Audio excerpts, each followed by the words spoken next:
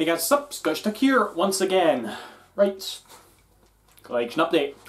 Let's do it, shall we? Right, now, first of all, right, I actually already had this video recorded and was going to upload it, but then this came like the next day, just when the day I was about to upload it. I'm like, fuck, I really should include this, shouldn't I?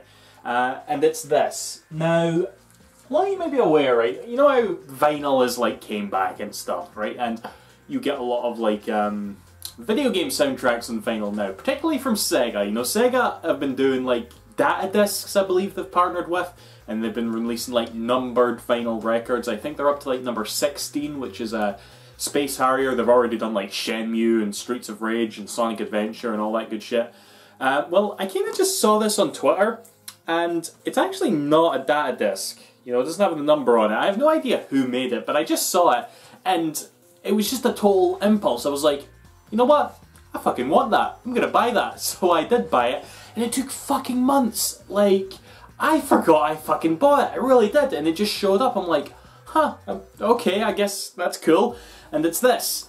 Panzer Dragoon Saga, the 20th anniversary arrangement soundtrack. There's the, like, I guess the English name, and then there's Japanese on that side. So, yeah, I don't even own a fucking vinyl record player, okay? I just kind of wanted it because I thought these things are cool to have, really, you know? And, you know, Panzer Dragoon Saga is a really fucking good game, so I was like, you know what, let's have it. Let's go all happy console gamer on everybody and just, like, open it up here, you know? I need to be careful stabbing this thing just like this. If I fuck up, the whole world will see it, won't they? Right, let's see how this looks, shall we? Yeah, you can see like Azel, whatever the fuck her name is the one who's most prominently featured in all the artwork. So what's it look like inside? Oh, there's the I think that's Edge's mining site from the very beginning of the game. Here, I suppose we'll have to have a look at the actual records themselves, don't we? Oh, wait, what's this? What do we have here? Oh, is it like, oh, it's a little art book! It's a little fucking art book, isn't that cool? There's the composers right there. Oh my. I remember that dude, yeah. I need to play for this game again, I really do. Alright, that's cool. I'll give that a wee turn through later. Let's have a look at the, I guess this is the first one. What colour is it? Oops. It's purple. Why is it purple? I mean, Panzer Dragoon Orta has some purple colour elements in it, if I remember correctly, but not Saga. Well, put that back in. And let's quickly check the other one real quick. Will it be a different colour? Holy shit. Have I missed anything? Oop, fuck's sake, Donald. And this one is also purple. Oh. So yeah, I don't think I'm going to start collecting these for realsies or whatever, but like I said, it was just a total impulse buy, and it's a nice wee thing to have, even if I don't have a fucking vinyl record player. So what can you do? I actually noticed this very soundtrack was on Spotify as well. I was listening to that at work during the week there. So yeah, Panzer Dragoon Saga, the original soundtrack on vinyl. Cool. Let's get on to the actual games, right? First of all, a couple of Saturn games here, right? And I was looking at my collection, right? And I'm just thinking to myself, why don't I don't own these two? And I was looking, I was like, yeah, I don't. Might as well get them then, because they're not that expensive, at least compared to, you know, what I'm used to paying for Saturn games. Tomb Raider and Resident Evil. Yeah, definitely two games most synonymous for being on PlayStation, but they're not exclusive. Not exclusive at all. You know, I just kind of like saw them and I thought, you know what, let's give them a try, right? But, I mean, Tomb Raider, I don't even think I like this game that much. Never really sat down to properly play it, and every time I do, I'm like, nah, I'm not really digging it. But it's fascinating when you find out that the game was actually originally developed for the Saturn. You know, because, I mean, Core Design, the developers, they did like loads of games for Sega on like the Mega Drive and the Mega CD and all that. I think the number of games they did is like in the 50s or something stupid like that. And this was like, I don't think it was their first Saturn game, but it was one of their like earlier ones. And admittingly, it's definitely a weaker version of the game compared to the PlayStation. It doesn't run as well, doesn't really look as good, but it is playable, and again, it is fascinating, and from then on, they wouldn't release any other Tomb Raider game on the Saturn. It was just this first one. So it's nice to have from a sort of like historical standpoint, if you will. Resident Evil, on the other hand, I'm very familiar with, you know. I love this game. I love all the classic Resis, you know. And I've never like owned this for the PlayStation. I've always had it like either digitally or the GameCube remake, which is absolutely amazing. And I also have Deadly Silence for the DS, which was basically this game but portable on the DS, which was pretty cool as well. But yeah, I'm very, very interested in playing through this. I actually have like a friend who I used to live with, and we'd play Resi 2 or like the original Resi or whatever all the time, and oh, we played so much Resi, I was getting sick of it, but it was fun, and I would love to get him round here so he can like, we can like play through this version just to see what's different. I don't think anything is particularly different, it's just the first Resident Evil game on the Saturn, but yeah, that's cool, so yeah, definitely very happy to have that. Next up we've got, this just came out like on the Friday there, Shin Megami Tensei Strange Journey Redux. This is a re-release of, I was just looking at it the other day there, Shin Megami Tensei Strange Journey, still in its cellophane. Yeah, it's pretty cool because we got this, and we got like Radiant Historia, Perfect Chronology for the 3DS as well, both of which were like DS games that were America only, never got them over here, so not that that stopped me from importing them, but it also didn't stop me from buying the fucking remake, did it? But yeah, I've put about like 3 hours into this or so now, and I'm digging it so far, and I'm like, see, the thing about me is, I'm always waiting for that like Shin Megami Tensei game that really like pulls me in. I mean, I really love like Persona, and I really love the Digital Devil Saga games, but so many other ones have failed to grab me. I think it's because I'm sure I've explained this before, I don't like the Pokemon aspect where you're like recruiting your own demons and stuff. That I've never like appreciated that gameplay style, okay? But I believe that one day I will find a game in the series that will lure me in that way. You know, it might be this one, who knows? I hope it is, because I was also playing through this not long ago, Lucifer's Call, also known as Nocturne on in America, and yeah, I just kind of stopped because I was like, nah, I can't do this, but yeah, hopefully Strange Journey, hopefully that does it for me. We'll see, I suppose, won't we? Okay, and then next we have Ni no Kuni 2 Revenant Kingdom. I really don't know what to think about this game, guys, okay? Because I got like 20 hours into it. I love the original, first of all, right? Amazing RPG. I got like 20 hours into it, and I kind of had that feeling, it's like, when does this game start? You know, it felt like it hadn't started yet. I don't know.